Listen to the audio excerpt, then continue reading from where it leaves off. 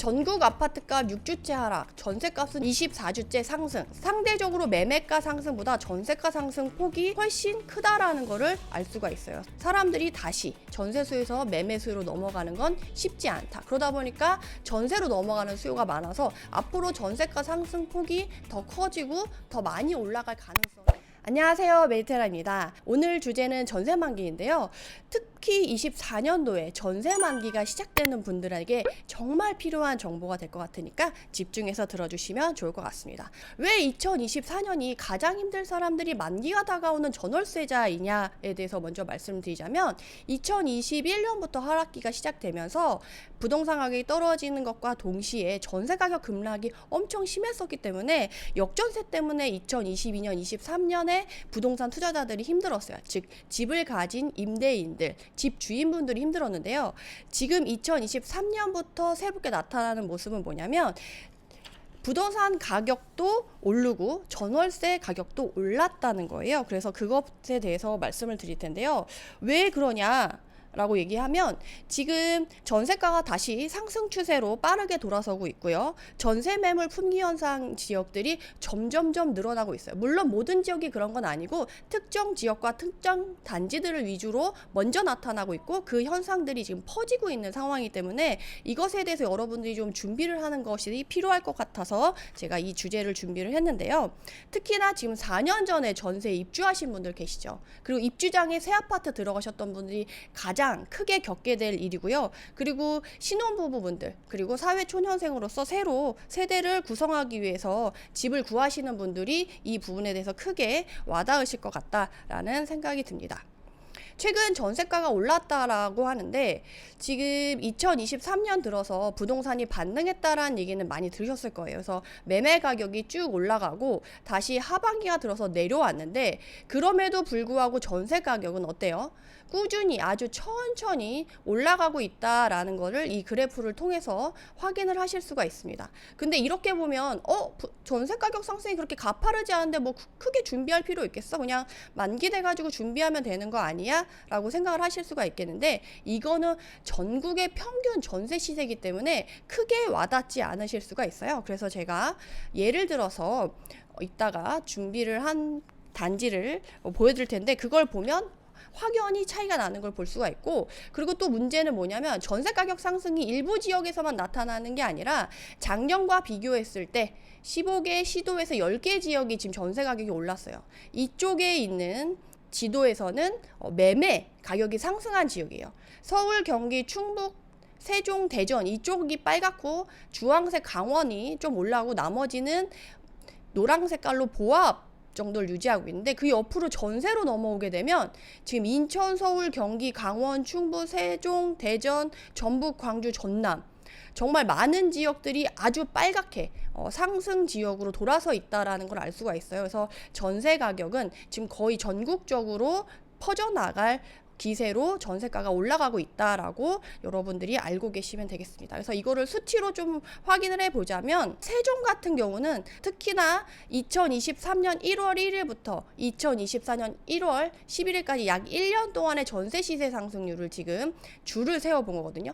높은 순으로 해서 낮은 순으로. 그랬을 때 세종이 9.24%, 대전이 6.85%, 서울이 5.71%, 경기가 4.47%로 1년 동안에 무려 4%에서 10% 사이, 상위권에 있는 지역들이 4%에서 10% 사이로 전세가가 상승한 것을 알 수가 있습니다. 근데 이렇게 수치로만 보면 여러분들이 느낌이 안 오실 수가 있어요.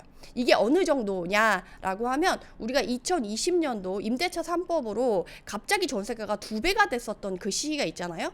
그때가 2020년도 8월부터 12월까지 6개월 동안 올랐던 전세 가격 상승률이 10에서 10% 전후였거든요. 서울 수도권 전체적으로 봤을 때 10% 전후였는데 지금 세종이 9%로 10% 조금 안 되고 대전, 서울, 경기 쪽이 4%에서 6% 정도 되는 거예요. 그러면 그때보다 반밖에 안 되는 거잖아 라고 생각을 하실 수가 있는데 2016년에 여러분들이 그때 부동산 시장을 기억하실지 모르겠는데 2015년부터 갭투자가 성행을 하고 그때 갭투자가 성행할 수 있었던 이유 중에 하나가 전세 대란이 나면서 전세가가 빠르게 상승해서 이제 매매가랑 전세가 차이가 많이 나지 않아서 갭 투자가 성행할 수 있었는데, 그때 전세 대란을 일으켰던 2016년대 전세가 상승률이 4%대였어요.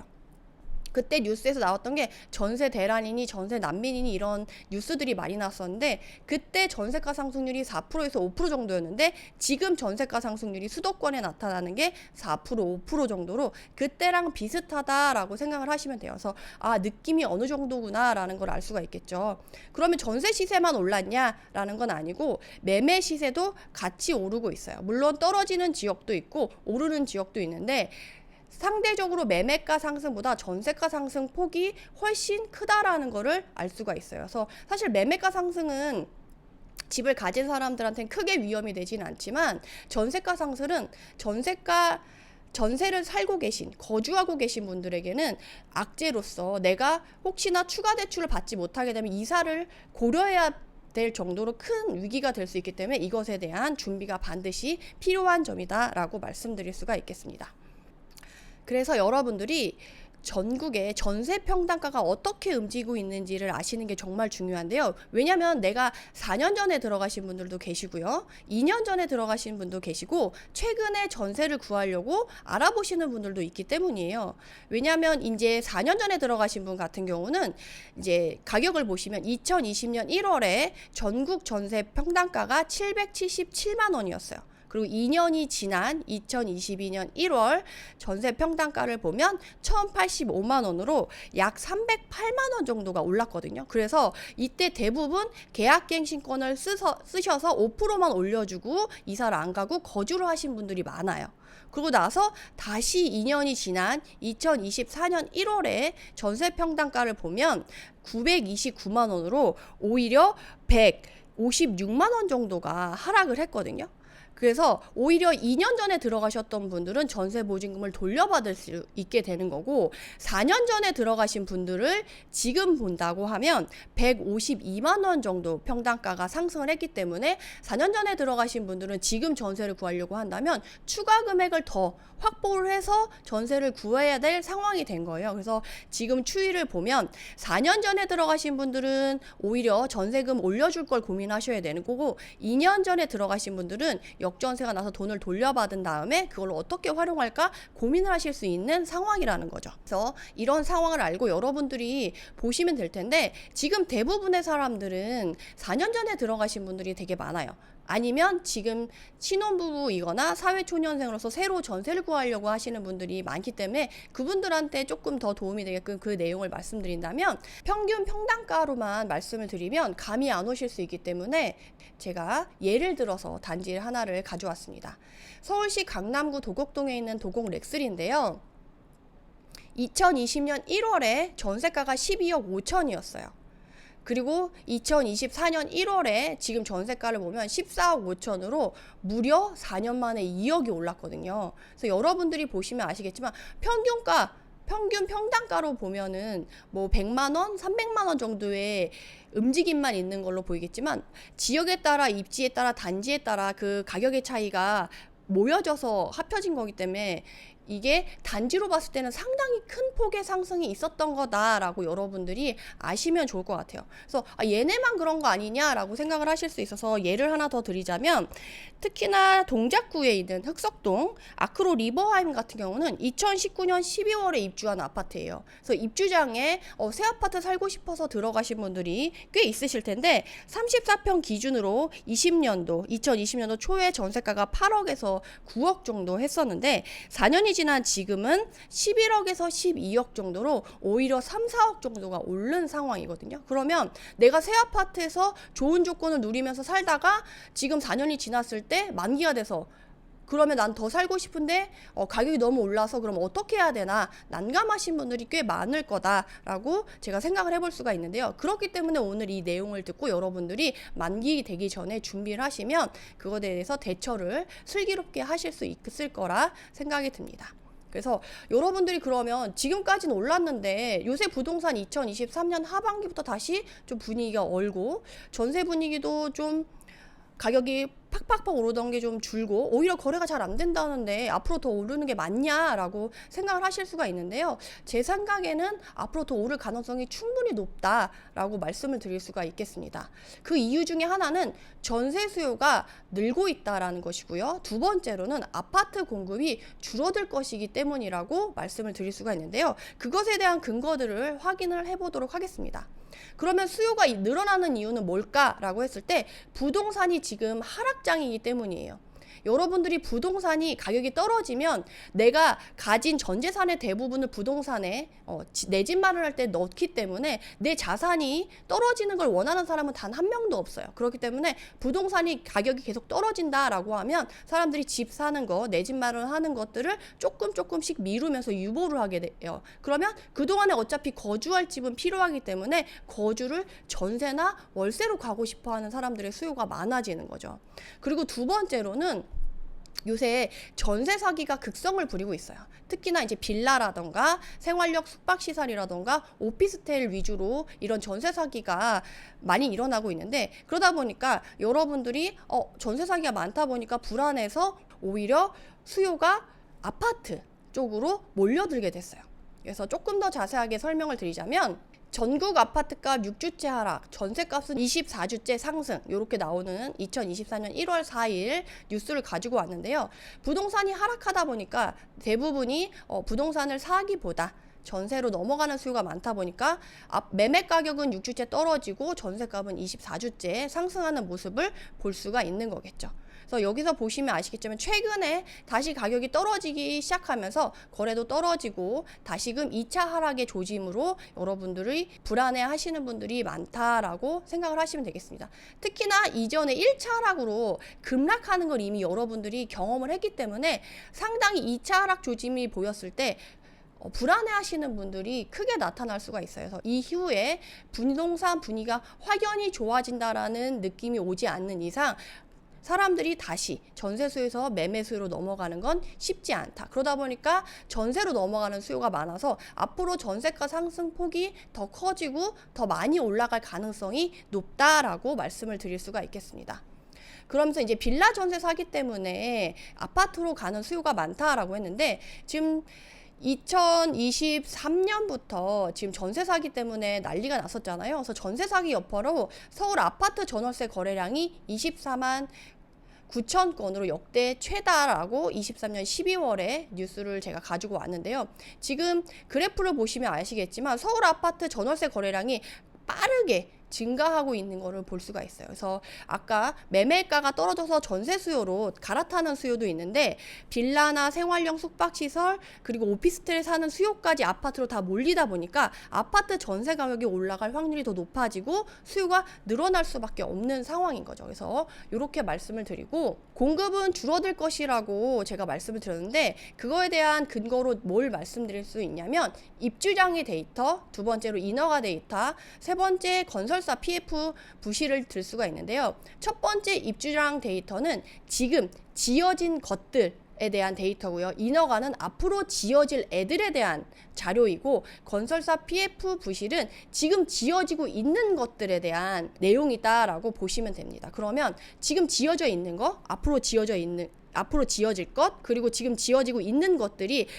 충분히 잘 진행이 되고 있다라고 하면 공급이 원활하다라고 볼 수가 있는데, 그렇지 않다라는 거를 제가 데이터를 통해서 보여드리도록 하겠습니다. 그래서 입주량 데이터는 지금 지어져서 분양을 해서 곧 입주를 할 애들을 표시한 건데요. 2024년에 입주할 애들은 33만 4천 건으로 평균 필요량 26만 1천 건에 비해서 많죠. 그래서 2024년에는 공급 물량이 부족하지 않은데 왜 전월세가 부족하다 하냐라고 하면, 공급량뿐만 아니라 수요가 늘었기 때문에 지금 부족한 거잖아요. 2024년에 더 오를 거다라고 얘기를 하는 건데, 그럴 수 있다고 얘기를 드릴 수 있는 이유는 23년에 공급량을 보시면 40만 3천 건이에요. 근데도 23년에 지금 전월세 거래량이 많게는 10에서 전후로, 세종은 9%, 서울 경기권은 지금 4, 5% 정도 전월세가 올랐단 말이에요. 근데 내년에 40만 건보다 적은 공급량이 공급이 돼요. 그리고 앞으로 빌라나 생활형 숙박시설에 거주하셨던 분들도 아파트로 넘어오는 수요도 더 많아져요.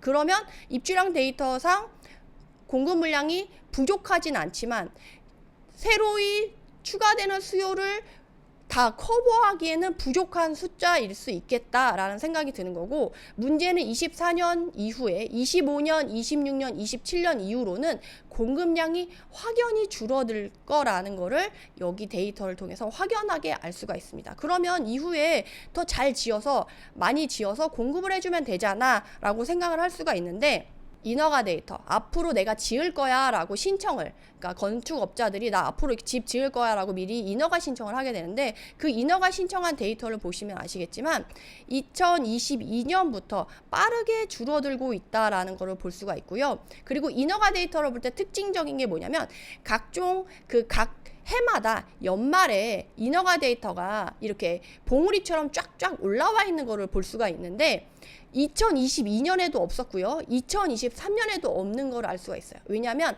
막바지에 내가 신청을 못했던 건축업자들이 몰려서 인허가 신청을 하게 되는데, 2022년, 23년 말에는 그조차도 없었고, 평소에 인허가 물량을 신청하시는 건축업자들의 수가 2022년, 23년에는 줄어들었다는 걸 볼 수가 있고, 23년에는 어때요? 이전의 인허가 물량에 비해서 3분의 1 정도의 수준도 안 되는 수준으로 지금 신청을 한 게 여기서 확인이 됩니다. 그러면 인허가 데이터는 지금 신청을 해서 허가를 받고 땅을 매입하고 짓는 거기 때문에 최소한 3년에서 5년 이상 걸리는 공급 물량을 볼 수가 있고요. 입주장 데이터는 지금 입주가 가능한 애들을 볼 수가 있는데, 지금 입주가 가능한 애들도 향후에 부족할 거고 2, 3년 후에 부족할 거고, 인허가 데이터를 봤을 때 3년에서 5년 후의 데이터도 부족하기 때문에 앞으로 공급이 부족할 수밖에 없다라는 거를 알 수가 있습니다. 근데 더 문제인 건 뭐냐면, 지금 입주할 거야 라고 표시됐던 입주량 데이터에 나오는 애들 중에 이 건설사 PF 부실과 연관된 애들이 있어요. 왜냐하면 지금 관리처분 인가를 받아서 사람들이 이주를 다 하고 철거를 한 다음에 항상 한참 공사를 하고 3년 후에는 2년 후에는 집이 다 지어져서 입주를 할 거야 라고 예정되어 있던 물량들이 이런 식으로 더 이상 버틸 수 없다, 태형건설 워크아웃 신청 이렇게 나오면서 건설사들이 요새 공사비 증가로 인해서 그걸 버티지 못하고 중간에 공사를 중단하는 단지들이 꽤 늘어나고 있어요. 그러다 보면 지금 입주량으로 잡혀있는 애들 자체도 지금 확연하게 공급이 될 거다라고 확신을 할 수가 없는 상황이고, 문제는 이런 게 작년부터 시작해가지고 올해도 벌써 10개의 건설사가 더 이상 버틸 수 없다라고 하면서 워크아웃을 신청하거나 건설사 부실로 PF 리스크 갚지 못하는 그런 상황이 줄지어 나타나고 있기 때문에 앞으로 공급 물량은 계속 줄어들 수밖에 없다라고 말씀을 드릴 수가 있겠습니다. 그래서 정리를 하자면 전세 수요는 늘고 아파트 공급은 줄 수밖에 없기 때문에 앞으로 전세 가격은 더 오를 수밖에 없다라고 말씀을 드릴 수가 있겠습니다. 그래서 여러분들이 이거를 확연하게 볼 수 있는 무료 데이터가 있어서 제가 조금 소개를 해드리자면, 부동산 지인이라는 부동산 빅데이터 사이트가 있는데 거기에 보면 시장 강도라는 데이터가 있어요. 그 시장 강도라는 데이터가 뭘 나타내냐면, 지금 여기에 나오는 주황색과 청록 색깔이 시장 강도를 나타내는 건데요. 이 시장 강도가 뭘 나타나냐면 시장의 에너지다라고 이해를 하시면 돼요. 그래서 시장 강도는 여러 가지 요소로 인해서 나타나는 지표이지만 여러분들이 이해하기 쉽게 설명을 하자면, 시장 강도는 시장의 에너지, 그리고 0 위에 있으면 상승의 에너지, 0 밑에 있으면 하락의 에너지, 이렇게만 이해를 하신 다음에 이 데이터를 보시면 지금 이 주황 색깔 나타나는 게 전세 시장 강도를 나타내는 데이터인데요.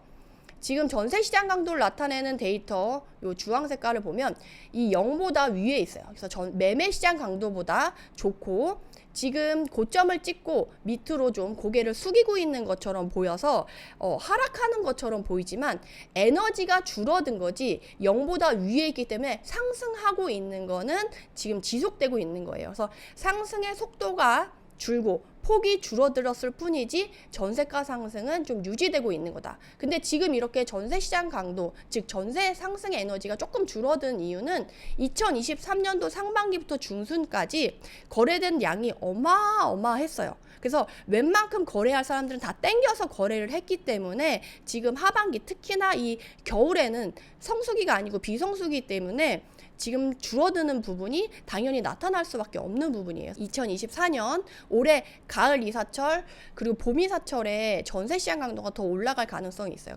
봄 이사철은 진짜 얼마 남지 않았죠. 그래서 봄에 이사를 준비하시는 분들은 내 지역이 올라가는 지역인지 빠르게 올라가는 지역인지 아닌지에 따라서 좀 미리 준비를 할 필요가 있는지 없는지를 확인하실 필요가 있겠어요. 그래서 이런 식으로 여러분들이 전세 시장 강도를 통해서 앞으로 전세가 상승이 지속될 수 있는지, 지속되고 있는지를 확인해 볼 수가 있으니까 이 데이터를 통해서 여러분들의 지역도 조금 더 세밀하게 알아보시면 좋을 것 같아요. 특히나 지금 이거 서울 지역을 대표로 말씀드린 건데 이건 평균가라서 조금 완화해서 나타나는 면이 있고 본인이 거주하고 있는 지역, 관심 있는 지역을 조금 더 세부적으로 알아볼 수가 있으니까 그건 여러분들이 개인적으로 사이트에 방문하셔서 알아보시면 좋을 것 같습니다. 그래서 여러분들이 근데 이 내용을 듣고 어떤 생각이 드실 수 있냐면 그러면 최근에 2023년, 24년에는 입주되는 애들이 있어서 신축 공급된 애들은 갑자기 몇백 개, 몇천 개의 매물이 생기니까 그때는 좀 전세 가격 떨어지는 게 옛날부터 정설이지 않았냐?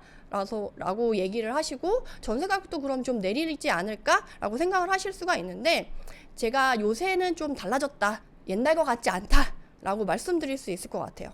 첫 번째 예시 반포동으로 예를 들어 드리자면 반포동 레미안 원베일리 같은 경우는 23년 8월에 입주가 있었어요. 전세 입주장에도 전세가가 떨어지지 않고 다른 주변의 아파트보다 더 싸게 들어갈 수 있는 메리트 있는 시기가 없어진 시기가 2023년도부터였거든요. 그래서 그 예로 반포동의 레미안 원베일리를 갖고 왔는데 이 원베일리 같은 경우는 주변의 아크로 리버파크라던가 레미안 퍼스티지 같은 주변 단지들을 가격이랑 전세가가 전혀 그 단지들과 비교했을 때 전혀 떨어지지 않은 똑같은 가격으로 나왔어요. 그래서 15억 정도로 전세가가 평균 나왔다가 2023년 4월 평균이 지금 13억이라고 나왔잖아요.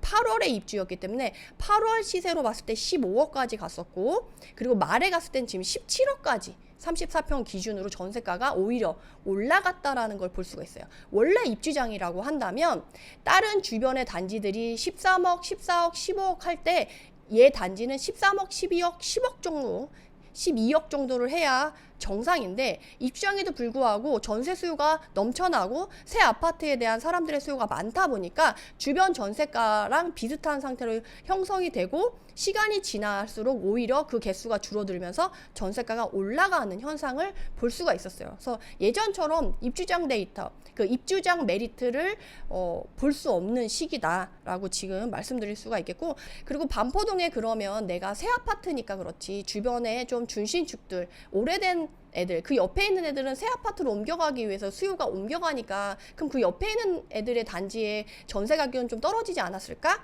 이렇게 생각하실 수가 있거든요.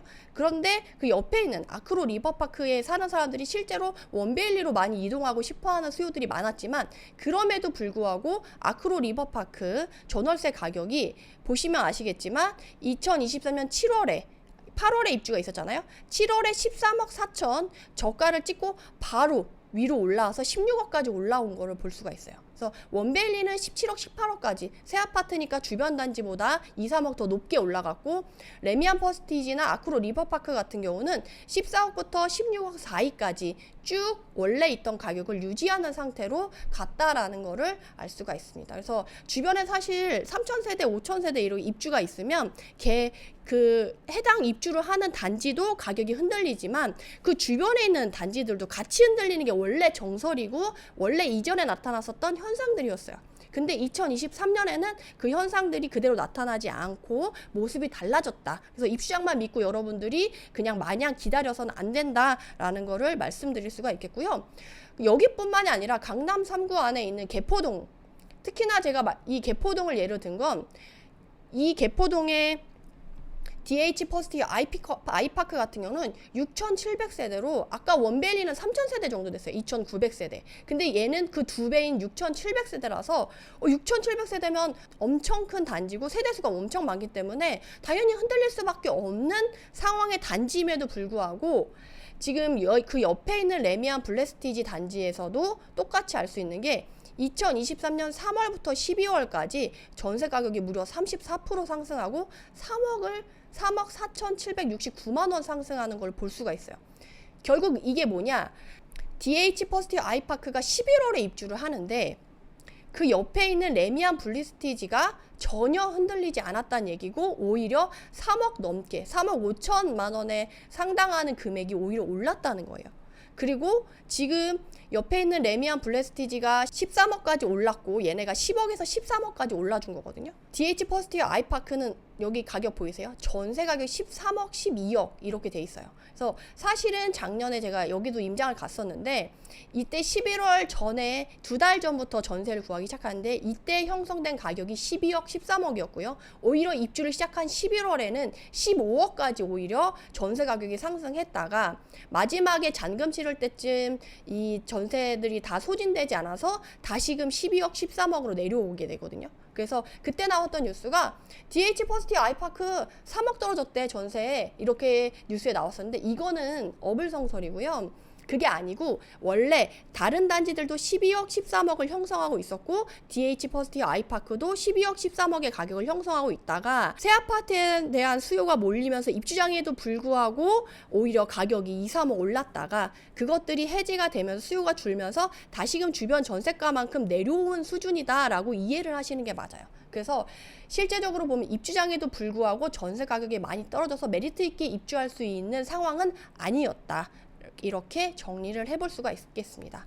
그럼 두 번째로 여러분들이 또 드는 생각이 뭐냐면 전세는 대출 규제를 많이 완화해줘서 최근에 또 부동산 분위기 안 좋다는데 신생아 특례 대출 나온다고 하는데 그럼 대출 규제가 완화되는 거 아니냐? 그럼 대출 규제가 완화되면 전세에서 매매 수요로 갈아타지 않을까? 이런 생각을 하실 분들도 계세요.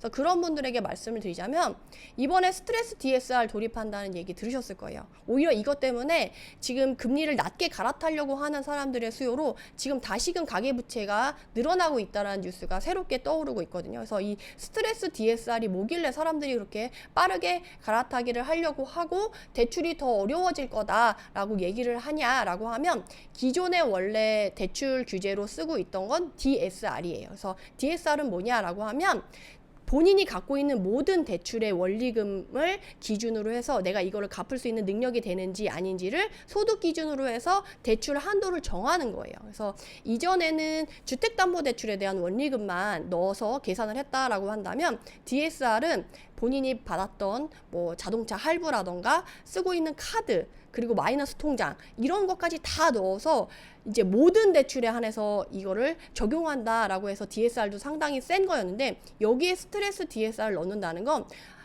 향후 부동산 금리가 어떻게 될지 몰라 들쑥날쑥하니까 지난번에 그 2022년에 자이언트 스텝으로 금리 인상을 하고 나니까 그때 힘들어진 사람들이 많아서 은행에 돈을 못 갚는 사람들이 많았어.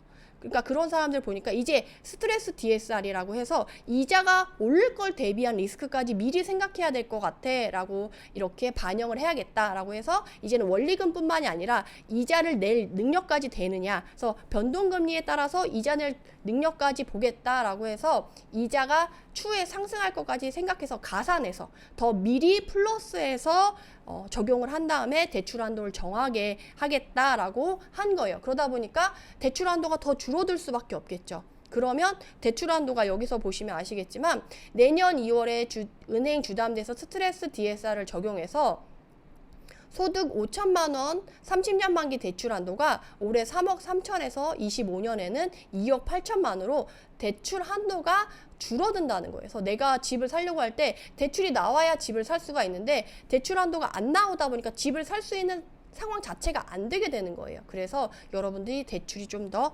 어려워질 거다라고 말씀을 드릴 수가 있겠고 또 문제는 뭐냐라고 하면 우리가 이전에 갭 투자가 성행을 하고 전세 살던 사람이 내 집 마련 매매로 많이 돌아설 수 있었던 이유 중에 하나가 매매가랑 전세가랑 차이가 많이 나지 않았어요. 그래서 2016년도에 갭 가격, 매매와 전세가의 가격 차이, 평균 차이를 보면 217만 원이었거든요.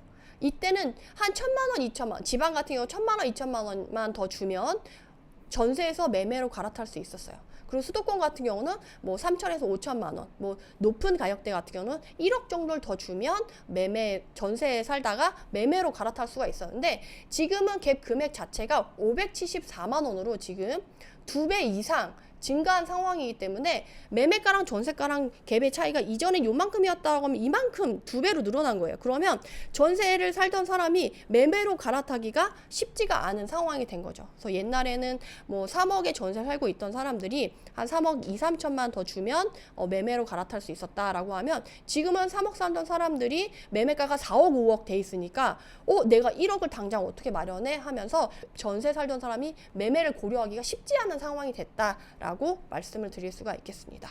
그래서 전반적으로 지금 전세 가격은 오르고 전세 수요는 늘어나고 공급은 줄어드는 상황으로, 여러분들이 앞으로 전세 만기가 다가왔을 때 닥쳐야 될 분위기가 너무 좋지 않기 때문에 미리 좀 준비를 해야 된다. 그래서 전월세자들도 부동산 시장 참여자로서 더 똑똑해져야 되는 시기라고 말씀을 드릴 수가 있겠습니다.